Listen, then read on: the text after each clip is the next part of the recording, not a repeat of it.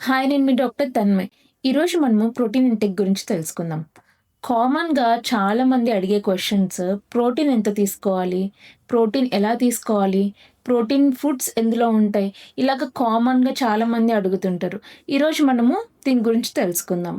మామూలుగా మనము ప్రోటీన్ అనేది ఎంత తీసుకోవాలి అంటే, ఒక కేజీ ఆఫ్ వెయిట్‌కి 0.8-1 గ్రామ్ ఆఫ్ ప్రోటీన్ అనేది తీసుకోవాలి. సో, ఫర్ ఎగ్జాంపుల్ ఇప్పుడు మీ వెయిట్ అనేది ఒక 60 కేజెస్ ఉంది అనుకోండి. 50-60 grams of protein per day అనేది తీసుకోవాలి.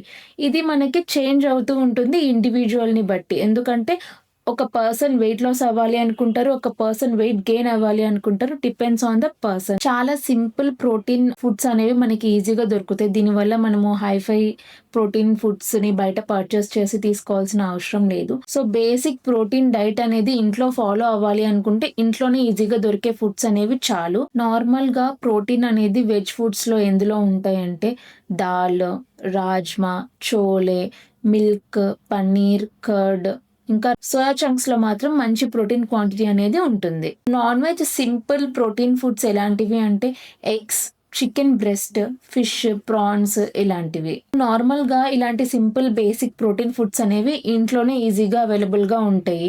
ఒకవేళ జిమ్‌కెళ్ళాల్సిన వాళ్ళు లేకపోతే డైట్, ఫిట్‌నెస్ ఇలాంటి వాళ్ళకి మాత్రం ప్రోటీన్ పౌడర్స్ ఇంకా గమ్మీస్ ఇలాంటివి అవైలబుల్‌గా ఉంటాయి. సో, నేను చెప్పిన ఈ ఫుడ్స్‌లో డైలీ ఒక 2 ఫుడ్స్ ఎవ్రీ మీల్‌లో ఉండేటట్టు చూసుకోండి. ఆ ప్రోటీన్ ఇంటేక్ అనేది డైలీ బ్యాలెన్స్ అవుతుంది. Thank you.